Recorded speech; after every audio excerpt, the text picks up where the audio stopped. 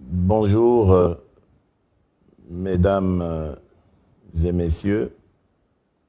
Avant toute chose, je voulais saluer et remercier mon frère, le président Uhuru Kenyatta de la République du Kenya, pour cet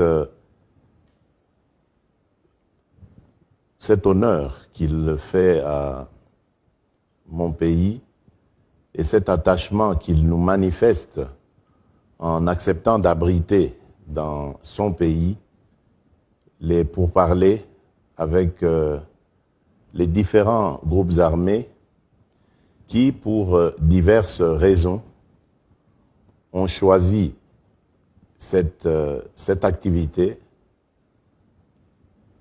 Merci, cher frère, Monsieur le Président Uhuru Kenyatta, et j'espère, vous, chers compatriotes, que vous allez également lui faire honneur, non seulement en acceptant de venir discuter avec les représentants du gouvernement congolais, mais en y donnant suite par rapport à ce qui a été leur demande, notre demande, celle qui consiste à vous voir quitter ces activités totalement nuisibles et regagner la voie de la patrie, la voie de l'unité et de la paix sur tout l'ensemble du territoire national.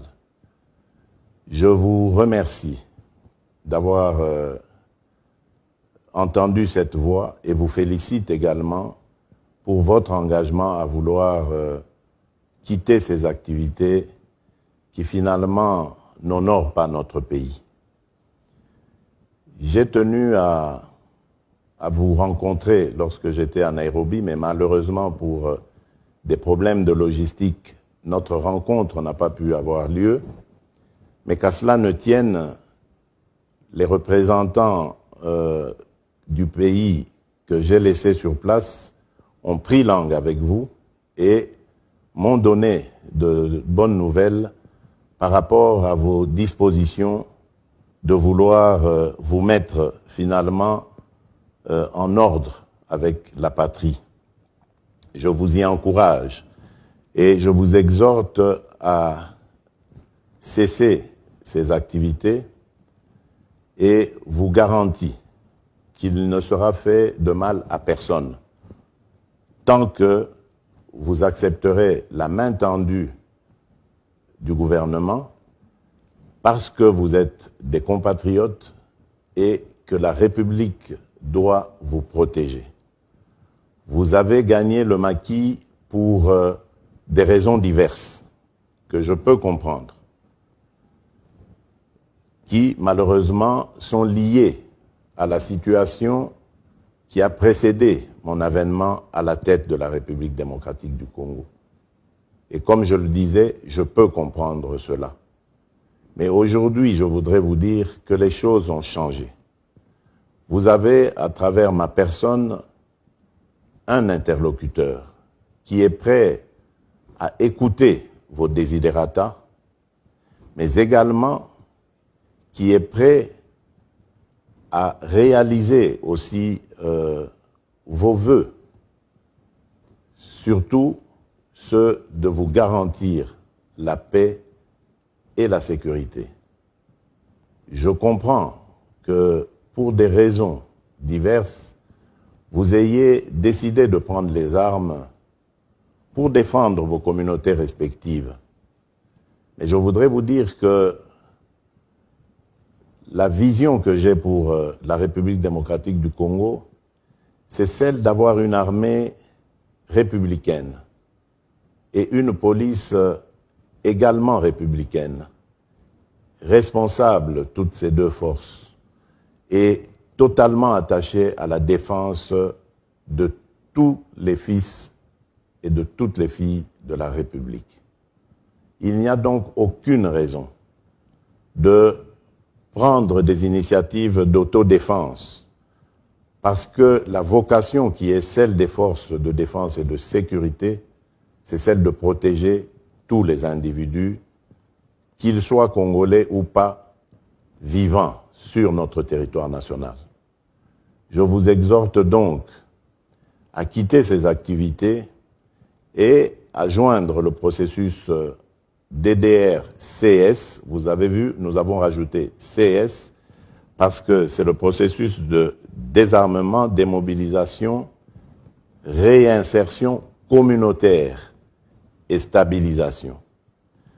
Donc ça veut dire qu'aujourd'hui, contrairement à hier, nous avons un processus qui va prendre en compte tous les rendus, tous ceux qui vont quitter les activités des groupes armés et qui va s'occuper de leur avenir, c'est-à-dire leur réinsertion dans la communauté et de la stabilité même de cette communauté.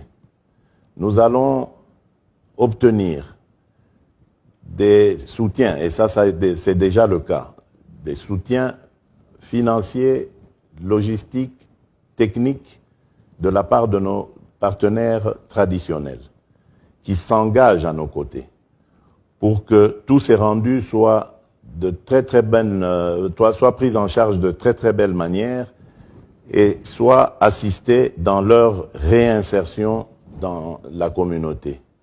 Le but étant de vous former à pouvoir faire face aux besoins sociaux et communautaires à venir et à ne pas pouvoir retomber dans les travers du passé, à ne pas pouvoir vous trouver dans le besoin de devoir retourner dans vos activités du passé.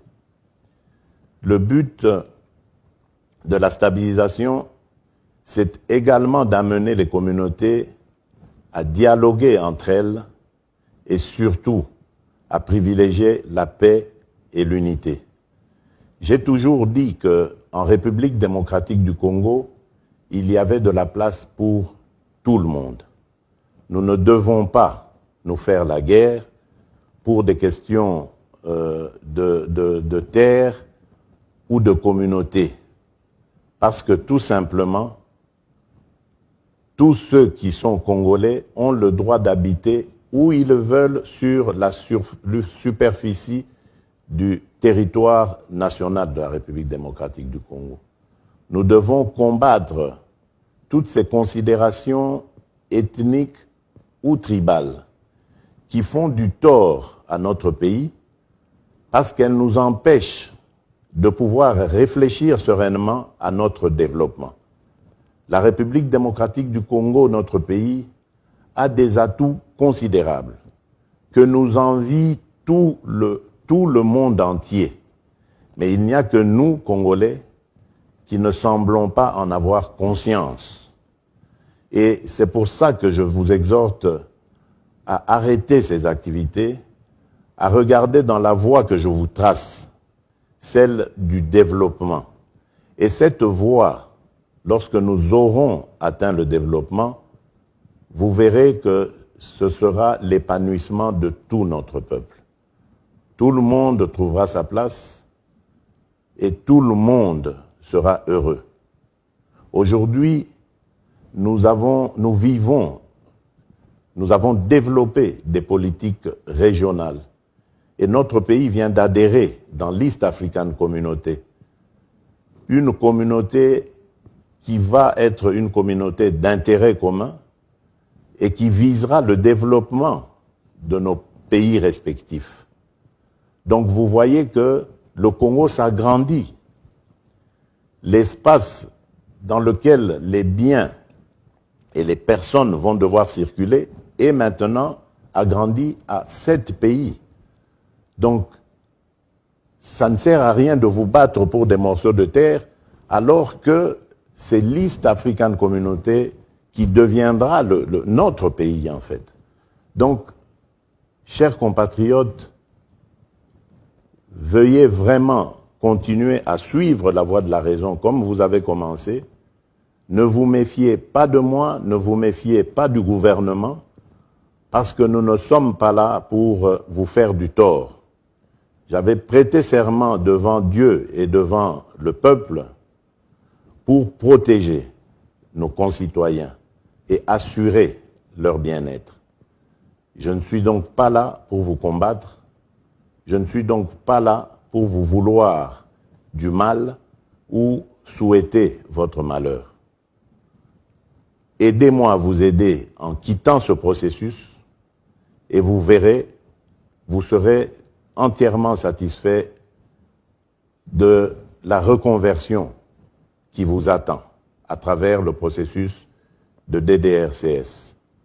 Encore une fois, je tiens à remercier le président Uhuru Kenyatta, mon frère, pour son engagement à nos côtés, pour le souci qu'il manifeste de vouloir à ce que le Congo soit un pays de paix et de liberté.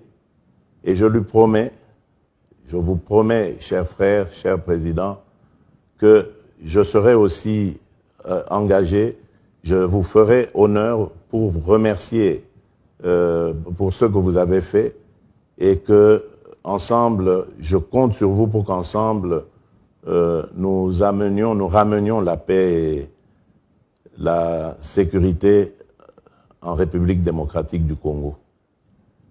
Que Dieu bénisse notre pays, la République démocratique du Congo, que Dieu bénisse notre région, l'East African Communauté. Je vous remercie.